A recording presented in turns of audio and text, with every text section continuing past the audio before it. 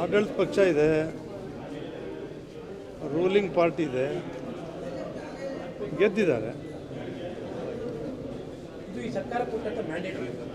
ಈ ಸರ್ಕಾರ ಕೊಟ್ಟ ತೀರ್ಪು ಸರ್, ನೀವು ಒಳ್ಳೆ ಕೆಲಸ ಮಾಡ್ತಾ ಇದ್ದೀರಾ. ಯಾವಾಗಲೂ ಕೂಡ ಆಡಳಿತ ಪಕ್ಷ ಉಪಚುನಾವಣೆಗಳಲ್ಲಿ ಗೆದ್ಕೊಂಡೇ ಬಂದಿದ್ದಾರೆ. ನನಗೆ ಈ ಸಾರಿನೂ ಗೆದ್ದಿದ್ದಾರೆ. ಚನ್ನಪಟ್ಟಣದ ವಿಚಾರದಲ್ಲಿ ಕ್ಷೇತ್ರ ಉಳಿಸ್ಕೊಳ್ಳೋಕ್ಕಾಗಿಲ್ಲ.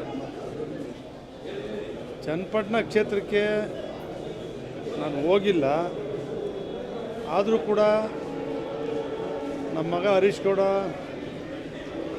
ನಮ್ಮ ವಿವೇಕಾನಂದ MLC ಅವರೆಲ್ಲರೂ ಕೂಡ ಹೇಳಿದರು. ನಮ್ಮ ಪಕ್ಷದ ಕಾರ್ಯಕರ್ತರೆಲ್ಲರೂ ಕೂಡ 100ಕ್ಕೆ 100 ಗೆಲ್ತೀವಿ ಅಂತಕ್ಕಂಥ ವಿಚಾರ ಹೇಳಿದರು. ಆದರೂ ಕೂಡ ಸೋಲಾಗಿದೆ. ಸೋಲು ಗೆಲುವು ಯಾವತ್ತೂ ಕೂಡ ಪ್ರಜಾಪ್ರಭುತ್ವ ವ್ಯವಸ್ಥೆ, ಸೋಲು ಗೆಲುವು ಯಾವತ್ತೂ ಕೂಡ ಇದ್ದೇ ಇರುತ್ತೆ. ಆದರೂ 3ನೇ ಬಾರಿ ಗೆಲ್ಲೇಬೇಕಿತ್ತು, ಸೋತಿದ್ದಾನೆ.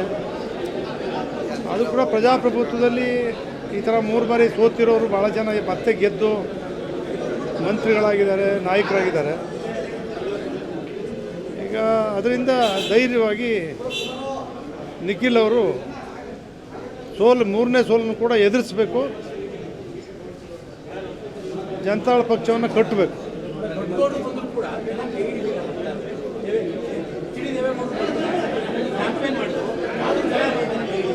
ಏನಾಗಿದೆ ಅಂತ ನನಗೆ ಇನ್ನೂ ಏನೂ ಗೊತ್ತಿಲ್ಲ. ಈಗ 10 ಗಂಟೆ ಶುರುವಾದ ಮೀಟಿಂಗಲ್ಲಿದ್ದೆ.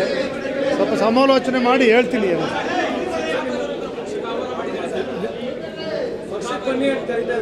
ನನಗೆ ಯಾವಾಗಲೂ ಸಿದ್ದರಾಮಯ್ಯ ನನ್ನ ಜೊತೆ ಮಾತಾಡಿಲ್ಲ.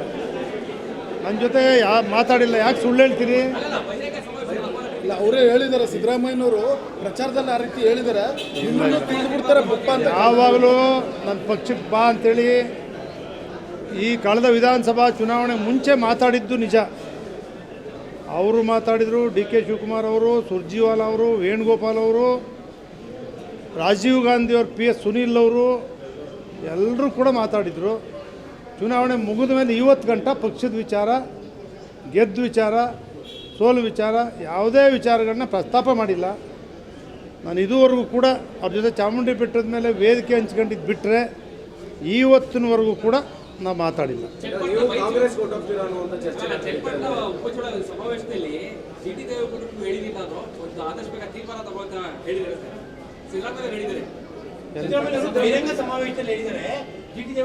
ಬಹಿರಂಗ ಸಭೆಯಲ್ಲಿ ಹೇಳಿರೋದು, ನನಗೆ ಹೇಳಿಲ್ಲ. ಸಭೆಯಲ್ಲಿ ಹೇಳೋರು ನನಗೆ ಹೇಳಿಲ್ಲ.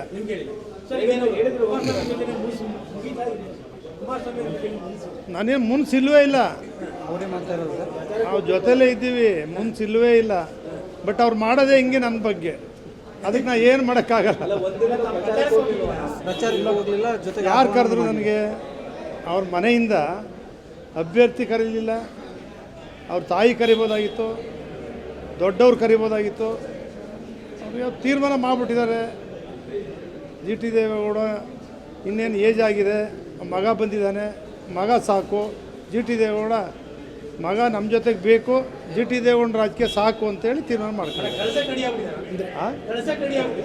ಅಲ್ಲ, ರಾಜಕೀಯ ಸಾಕು ಅಂತ. JDS ಪಕ್ಷದಲ್ಲಿ ಕಾಂಗ್ರೆಸ್ ಅವ್ರು ಯಾಕ್ರಿ ಕರೀತಾರೆ? ಅವ್ರಿಗೂ ಗೊತ್ತು, ಕಾಂಗ್ರೆಸ್ ಅವರು ಭರ್ತಿ ಆಗೋಗಿದೆ, ಅಲ್ಲೂ ಜಾಗ ಇಲ್ಲ. ನಾವು BJP ಒಂದಾಗಿದ್ದೀವಿ, ಇಲ್ಲೂ ಜಾಗ ಇಲ್ಲ. ಅದರಿಂದ ರಾಜಕೀಯ ರಿಟೈರ್ಮೆಂಟ್ ತಗೋವಂಥ ಅವ್ರ ಆದೇಶ. ಸರ್, JDS ಪಕ್ಷದೊಳಗಡೆ ಸಂಘಟನೆ ವಿಚಾರದಲ್ಲಿ ಏನಾದ್ರು ಬದಲಾವಣೆ ಆಗಬೇಕಾ?